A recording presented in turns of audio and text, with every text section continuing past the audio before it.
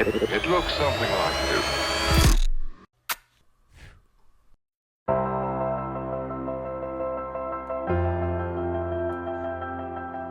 Hello gorgeous, welcome back to my channel. Today I'm beginning a new series and I'm excited about this because we have been talking about doing this particular series on my channel for probably a couple years now, but this is my beginner's guide to makeup series, and I'm going to attack basically different parts of makeup and beauty for beginners. So I'm taking it back to the very beginning. And I'm gonna start today with the base of the face, which is foundation. So I'm gonna dig into how to properly apply your foundation, talking about the different types of foundations, you know, CC creams, BB creams, yada, yada, yada, and just getting really deep into the beginnings of it. I'm so excited. All right, let's do this. Let's get started. I hate that I'm kicking this off with a cold, but you know, it is what it is. We gotta do it. So before we apply foundation, we want to first prep and prime our skin, and so I'm gonna prime it today with the primer I've been using a lot, which is the Tatcha Silk Canvas.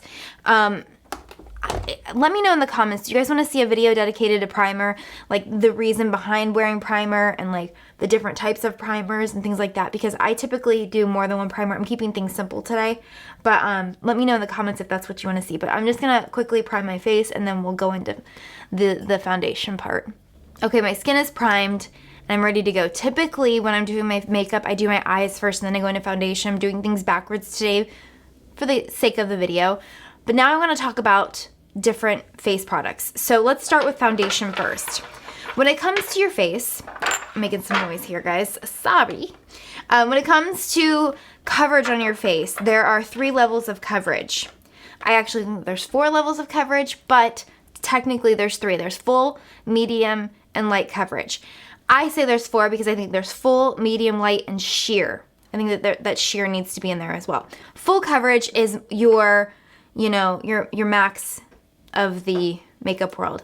Some people might consider this more of a medium coverage. For me, it's a full coverage. I don't like heavy makeup. I just don't for myself, unless I'm having a major breakout or I know I'm going to be under heavy lights. I like a medium coverage. That's just my personal preference. Yesterday we had an event and I went for a fuller coverage makeup look, and I used my MAC Studio Fix Fluid, and this foundation always gives me a really beautiful, flawless finish. I love this foundation. I think it's great.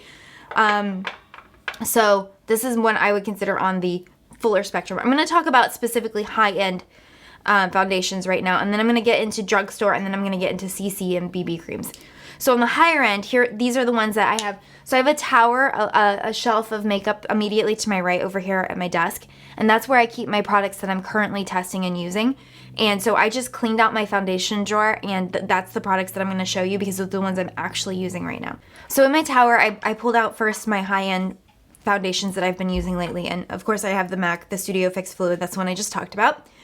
I have the Smashbox Studio Skin 15-Hour Wear Hydrating Foundation. You guys probably saw this on my stories. I have the Marc Jacobs, the Shameless Youthful Look 24-Hour Foundation. I have the Bobbi Brown Skin Longwear Weightless Foundation. This one is an oil-free, so it's in its shine control. So if you have a oily skin, that one would be a good one for you to try out. And then also I have the Charlotte Tilbury. This is the Magic Foundation, and this one's a little bit lighter than I would like. It looks actually pretty good on camera, but it's a little bit lighter than I would like typically. So then for drugstore, I have 4 right here, one of which I'm not going to show you because I don't love it, and I don't want to like show you a product I don't love. But I have 2 of the Covergirl truBlend Matte Made. I did a whole video on these. They're fantastic. It's a great product, great foundation. It's a medium to full coverage. And then also I have the L'Oreal True Match. This is a super blendable foundation. I really like this. So those are the foundations, the true foundations that are in my drawer that I reach for all the time. Depending on what kind of coverage I'm looking for, what kind of finish I'm looking for, and you know, what kind of look I'm going for. That's usually, I'm going to find what I need within that bunch right there.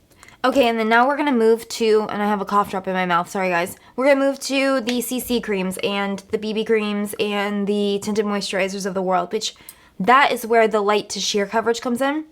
Unless you're dealing with a specific CC cream, which is my favorite, which is the It Cosmetics CC. It's Your Skin But Better. I feel like this technically falls under the medium coverage category, and then this is what I wear on an everyday basis. I love the matte.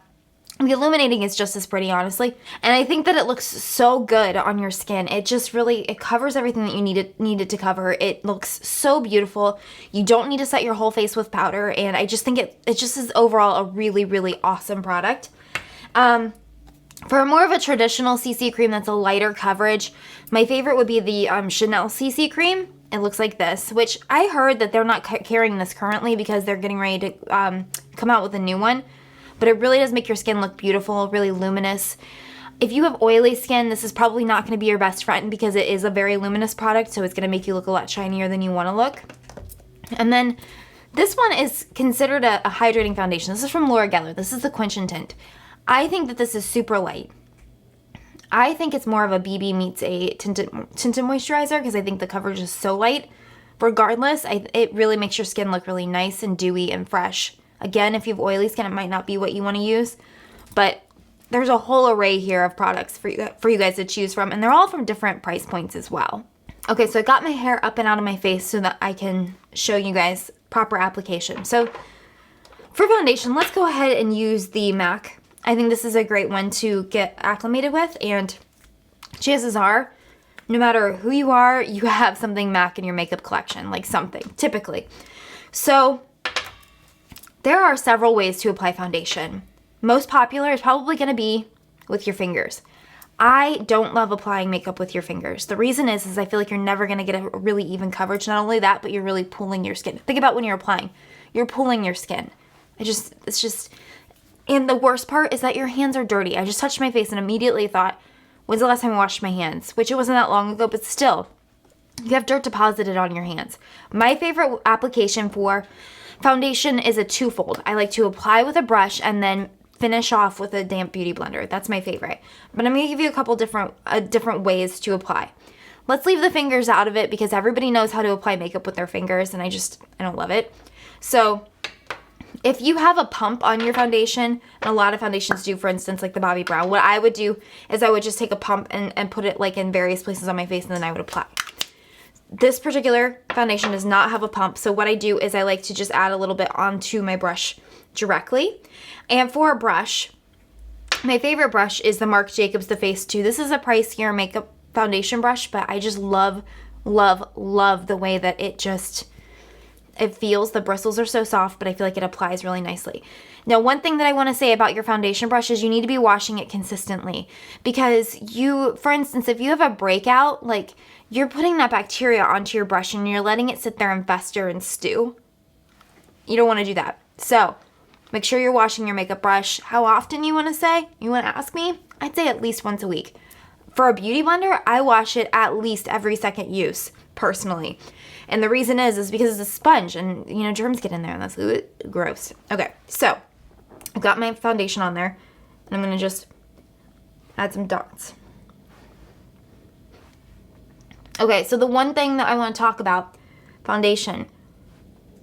This is maybe a personal preference, maybe proper, but I think that your foundation should go on your eyelids personally, too. The reason I think it should go on your eyelids is why would you want your face all one color and then it stop right at your eyelids? I think that it should go everywhere. And the other place it needs to go down or go on is to your neck. You need to blend from your face to your neck because you don't want a line of where your makeup starts and ends. Okay, so now that I've got it everywhere, I'm going to apply it with my brush.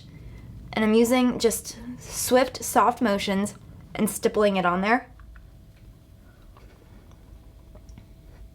Okay, now that I've got my foundation everywhere, it's not blended out as you can see. So you have a couple of options. You can continue blending with your brush. That is not my preference. My preference is then to blend it out, like I said, with a damp beauty blender. You can also use one of the round brushes. This one's from Pure, but I think Artis is the other brand. I have some of their brushes somewhere too. And this is a great option as well. I'm going to do one side of the face so you can see how it looks. I like to push my foundation into my hairline, not like into my hair so that my hair is dirty, but into my hairline so that there's no distinct difference as to what my skin color is and then my hairline is, you know what I mean? But as you can see,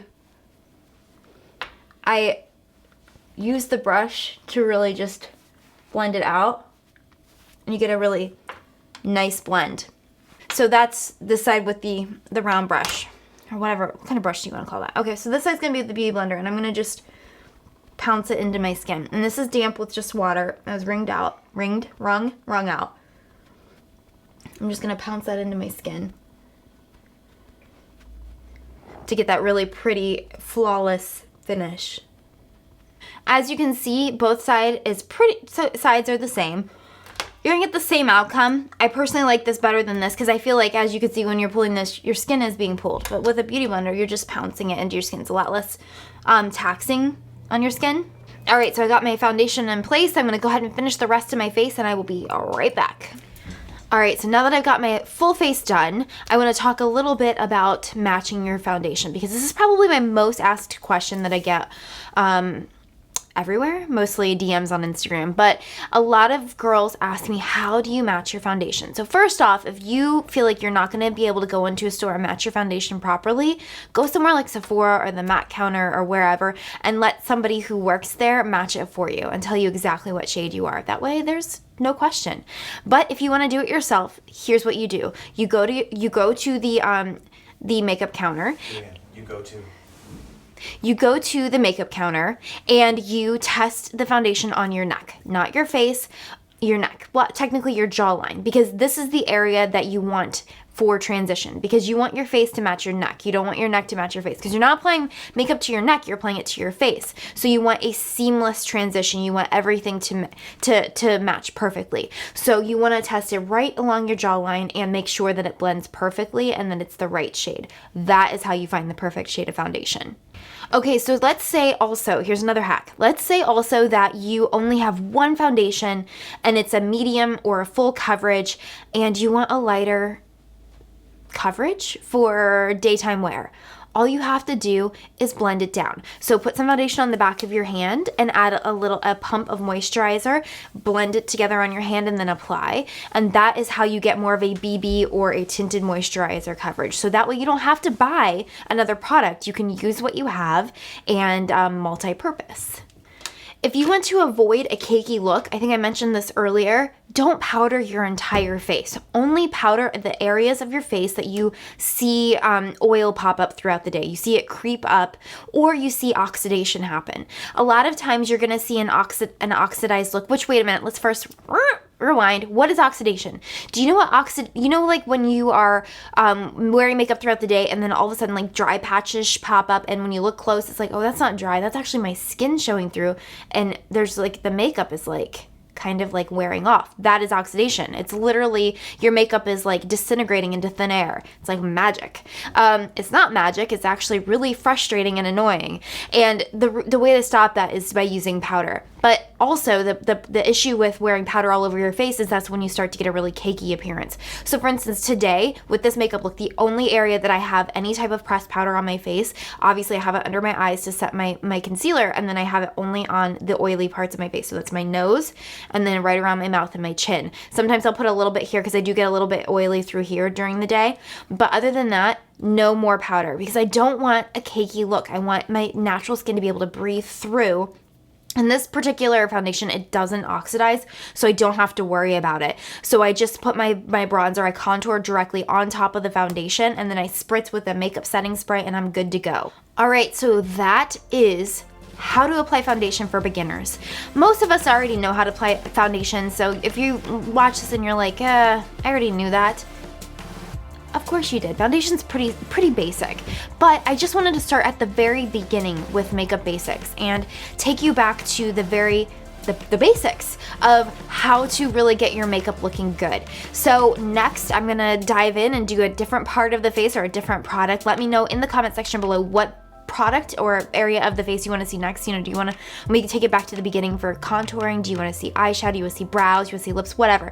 Let me know in the comments below. I'm really excited to do this because my bread and butter of Hello Gorgeous has always been makeup. I've loved makeup since I was 4 years old, and my very first job was applying makeup at a kind of a Glamour Shots-esque situation back in Ohio, and I have given makeovers to literally every woman who has allowed me to get my hands on them. Like, I love it so much.